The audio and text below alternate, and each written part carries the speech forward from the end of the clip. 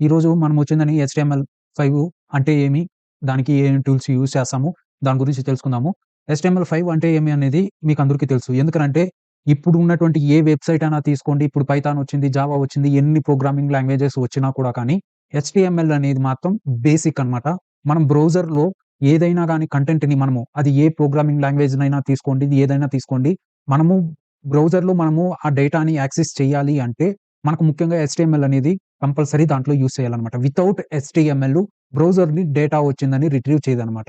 మీరు ఏ వెబ్‌సైట్ అన్నా తీసుకోండి, ఏ ప్రోగ్రామ్ అన్నా తీసుకోండి, మనం బ్రౌజర్‌లో ఓపెన్ చేస్తన్నాము అంటే అది HTML కంపల్సరీ దాంట్లో బ్రౌజర్‌లో ఉండాలన్నమాట. అంటే ఈ HTML లేకుండా బ్రౌజర్ అనేది ఎక్స్ట్రాక్ట్ చేసి చూపెట్టదన్నమాట.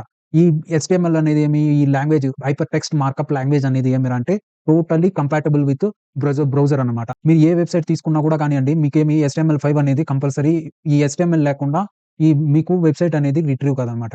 అది ఏదో ఒక విధంగా వాళ్ళేం చేసుంటారు, HTMLని యూజ్ చేసుంటారనమాట. మీరు ఇప్పుడు పైథాన్ డెవలప్ ప్రోగ్రామ్స్ వచ్చినాయి. పైథాన్ డెవలప్ ప్రోగ్రామ్ వచ్చిన తర్వాత కూడా ఇప్పుడు సపోజ్ మీరు ఏదన్నా అనుకోండి, ఇప్పుడు మీరు ఓపెన్ చాట్‌జీపీటీ అనుకోండి, లేదా జెమినీ అనుకోండి, లేదా ఓలలామా అనుకోండి, లేదా వేరే డీప్‌సీక్ అనుకోండి, ఏమన్నా తీసుకోండి.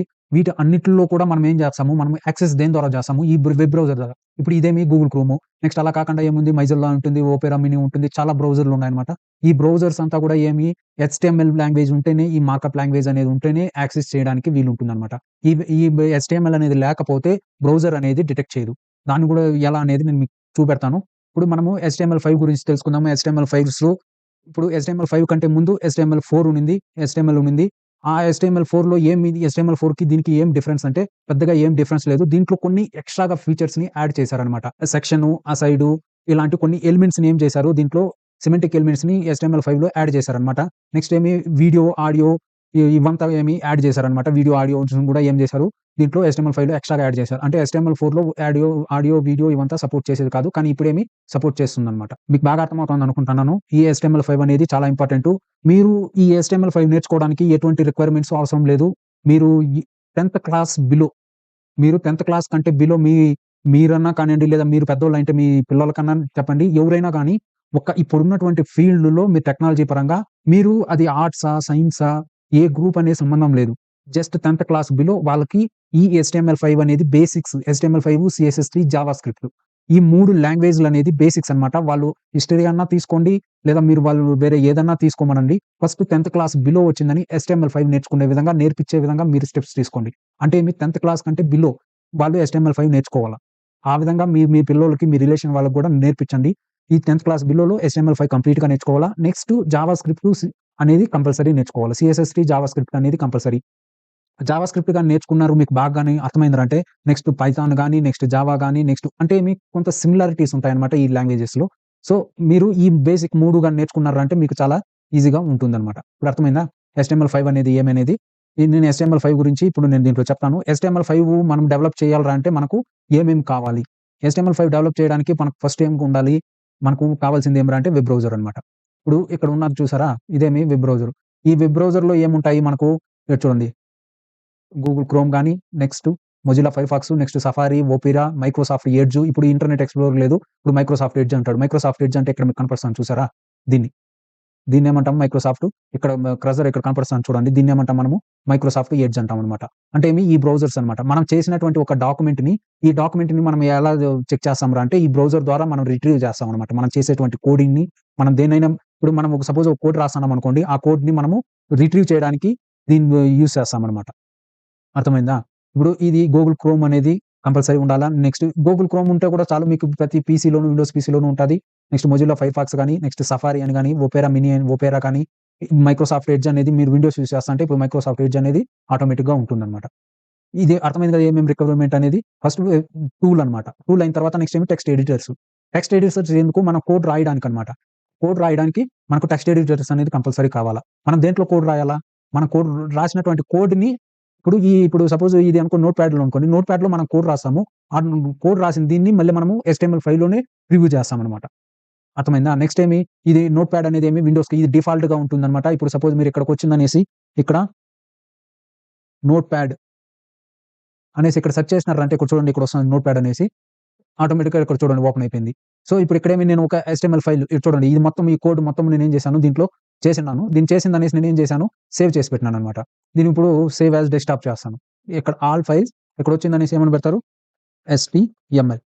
సరేనా? ఇప్పుడు నేను దీన్ని డెస్క్‌టాప్‌లో పెట్టాను. ఇది ఈ టెక్స్ట్ ఎడిటర్ అనమాట.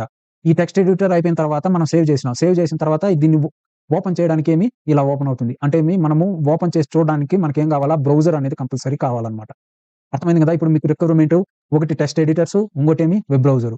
ఇవి 2 రిక్వైర్‌మెంట్ అర్థమైంది. ఇక్కడ వచ్చిందని నోట్‌ప్యాడ్ ఇప్పుడు నేను చూపెట్టినాను అది నోట్‌ప్యాడ్. టెక్స్ట్ ఎడిట్ అనేది అంటే మ్యాక్ ఓఎస్ గాని అలా గాని ఏదైనా ఉంటే దాంట్లో టెక్స్ట్ ఎడిట్ ఉంటుందనమాట. నెక్స్ట్ నోట్‌ప్యాడ్ ప్లస్ ప్లస్ అనేది సెపరేట్ సాఫ్ట్‌వేర్. ఈ ఫ్రీ సోర్స్ అనమాట. ఓపెన్ ఫ్రీ అనమాట. దీన్ని మనము నెట్ ఓపెన్ చేసుకొని దీన్ని మనం సెర్చ్ చేసినామంటే నోట్‌ప్యాడ్ ప్లస్‌ని డౌన్‌లోడ్ చేసుకొని చూసుకోవచ్చు. నెక్స్ట్ టెక్స్ట్ వ్రాంగ్లర్ అనేదేమి మ్యాక్ ఓఎస్‌కి. నెక్స్ట్ కొమోడో ఎడిట్ HTML5కి సపోర్ట్ చేస్తుందన్నమాట. ఇది ఫ్రీ. నెక్స్ట్ బ్రాకెట్స్ అనేది కూడా. నెక్స్ట్ జిఎడిట్, విఐ అనేది లినక్స్‌కి. అంటే సెపరేట్ ఓఎస్‌కి సెపరేట్ టెక్స్ట్ ఎడిటర్స్‌ని మీరు యూజ్ చేయొచ్చనమాట. అర్థమైంది కదా! Next basic template. ఇప్పుడు నేను మీకేమి ఇది చూపెట్టాను కదా! ఇప్పుడు చూడండి ఇదేమి బేసిక్ టెంప్లేట్. ఇది బేసిక్ స్ట్రక్చర్ అనమాట. ఈ బేసిక్ స్ట్రక్చర్‌ని మనం తీసుకొని ఒక ఇక్కడ మీకు నేను ఒక ఫైల్ చూపెట్టాను కదా! ఇక్కడ చూడండి. నేను ఆల్రెడీ మీరు ఇక్కడ చూసినటువంటి వెబ్‌సైట్ అనమాట అది. ఇప్పుడు దానికి కోడ్ అనేది ఎలా ఉంటుందో బేసిక్ స్ట్రక్చర్ అనేది ఇక్కడ చూపెడతాను మీకు. ఇక్కడ చూడండి ఇదుందా doc HTML, doc type HTML, next HTML language English, next head. హెడ్‌లో ఏముంది మెటా క్యారెక్టర్ ఇవి చూడండి. నెక్స్ట్ టైటిల్, పేజ్ టైటిల్ అనమాట. ఉందా? Next head close. మళ్ళీ ఇక్కడేముంది స్టైల్ ఉందనమాట. ఇక్కడ స్టైలు ఇది మొత్తం స్టైల్ CSS అనమాట. ఇక్కడ రాసింది మొత్తం CSS. ఇక్కడ స్టైల్ క్లోజ్ అయిపోయిందా? నెక్స్ట్ మళ్ళీ హెడ్ ట్యాగ్. ఇక్కడ చూసారా? హెడ్ ట్యాగ్‌తో క్లోజ్ చేశారు. మళ్ళీ ఏం చేశారు? బాడీ ట్యాగ్ అయిందా? బాడీ ట్యాగ్ ఇక్కడ ఓపెన్ చేసిన తర్వాత మళ్ళీ క్లోజ్ ట్యాగ్ ఇక్కడ కంటెంట్. ఇక్కడ అర్థమైందా? ఇక్కడ ఈ బాడీ ట్యాగ్‌లోని ఇంకా ఇక్కడ ఉన్నటువంటి ఇది మొత్తము మన కంటెంట్ అనమాట. ఓకేనా? ఇక్కడ చూడండి. ఎక్కడి దాకా? ఇక్కడ దాకా. మీరు చూసారా? బాడీ ట్యాగ్ ఇక్కడికొచ్చింది. ఇది క్లోజ్. మళ్ళీ తర్వాత లాస్ట్ HTML. ఇప్పుడు మీకు అర్థమైంది కదా! ఇప్పుడు నేను ఇక్కడ చూపెట్టిన కంటెంట్ అంటే ఇది బేసిక్ అనమాట. దీంట్లో ఇప్పుడు ఒక్కొక్క దీని గురించి నేను చెప్తాను. మీకు ఇప్పుడు బేసిక్ టెంప్లేట్‌లో ఈ డాక్యుమెంట్ డిక్లరేషన్, డాక్యుమెంట్ టైప్ అనేదేమి చాలా ఇంపార్టెంట్ అనమాట. ఈ డాక్యుమెంట్ టైప్ అనేది లేకపోతే మనకు ఈ డాక్యుమెంట్ టైప్ ద్వారానే మనకు ఏం అర్థమవుతుందిరా అంటే డాక్యుమెంట్ టైప్ ద్వారానే మనకు ఈ వాలిడేషన్ అనేది అవుతుందనమాట. బ్రౌజర్ అనేది డిటెక్ట్ చేసుకుంటుంది. ఈ బ్రౌజర్ ఏం చేస్తుంది? ఈ డిక్లరేషన్ చూస్తుండగానే ఇది HTML5 డాక్యుమెంట్ అనేసి అది బ్రౌజర్ అర్థం చేసుకుంటుందనమాట. ఇప్పుడు నేను మీకు ఏ విధంగా అయితే అర్థం అవ్వడానికి నేను ఏ విధంగా అయితే చెప్తానో తెలుగులో చెప్తేనే మీకు అర్థమవుతుంది కదా! అలానే ఈ డాక్యుమెంట్ డిక్లరేషన్ అనేది ఉంటేనే ఇదేమవుతుంది ఇది ఈ బ్రౌజర్ అనేది అర్థం చేసుకుంటుందనమాట. ఇది ఈ HTML5 డాక్యుమెంటు అనేసి. సో, దాని తర్వాత మళ్ళీ దాంట్లో ఉన్నటువంటి ఎలిమెంట్స్‌ని అది రిట్రీవ్ చేసుకుంటుందనమాట. ఇది declaration is case sensitive. You can write ఇక్కడ చూడండి. ఇక్కడ కేస్ సెన్సిటివ్ అనమాట.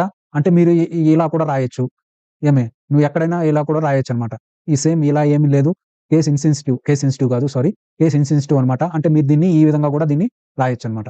If it is not HTML tag it's an instruction to the browser. అంటే దీని ద్వారానే మనకు అది చెప్పాను కదా! ఇప్పుడు ఇన్‌స్ట్రక్షన్ అనేది తెలుస్తుందనమాట. బ్రౌజర్ అనేది డిటెక్ట్ చేసుకుంటుంది. Next HTML element. నెక్స్ట్ ఇప్పుడేం చెప్పాను? నేను దీని గురించి చెప్పాను. దీని గురించి చెప్పాను. అర్థమైందా? Next HTML element. ఈ HTML ఎలిమెంట్ అనేదేమి ఈ HTML ఎలిమెంట్‌లో వచ్చిందనేసి ఇది రూట్ ఎలిమెంట్ అనమాట. డాక్యుమెంట్‌కి రూట్ ఎలిమెంట్ అనమాట. ఈ HTML పేజ్‌లో ప్రతి దీనికి నీకు ఈ HTML ఎలిమెంట్ అనేది ఉంటుంది. ఇదొచ్చిందని ఓపెన్ ట్యాగ్ ఉంటుంది. నెక్స్ట్ వచ్చిందని క్లోజ్ ట్యాగ్ ఉంటుందనమాట. అర్థమైందా? HTML ఎలిమెంట్ అనేది. Next head element. ఈ హెడ్ ఎలిమెంట్ గురించి నేను నెక్స్ట్ వీడియోలో చెప్తాను పూర్తిగా అది ఎట్టా అనేది. Next body element. ఇప్పుడు మీకు ఇది బాగా అర్థమైందనుకుంటాను. ఇది బేసిక్స్ అనమాట. ఇప్పుడు మీకు దీంట్లో ఇంకేమన్నా డౌట్స్ ఉందా? నేను చెప్పింది ఓన్లీ సింపుల్‌గా నేనేం చెప్పినానురా అంటే ఓన్లీ బేసిక్కే చెప్పినాను. నేను ఎక్స్‌ట్రాగా నేనేం చెప్పలేదు. ఓన్లీ నేనేం చెప్పాను బేసిక్ మాత్రమే చెప్పాననమాట. ఇది ఎందుకు యూజ్ అవుతుంది అనేది చెప్పాను. మీకు ఇంకా ఏదైనా డౌట్స్ ఉంటే దయచేసి కామెంట్ చేయండి. నేను ఎక్స్‌ప్లెయిన్ చేయడానికి చెప్తాను. అర్థమైంది కదా? ఓకే. Thank you.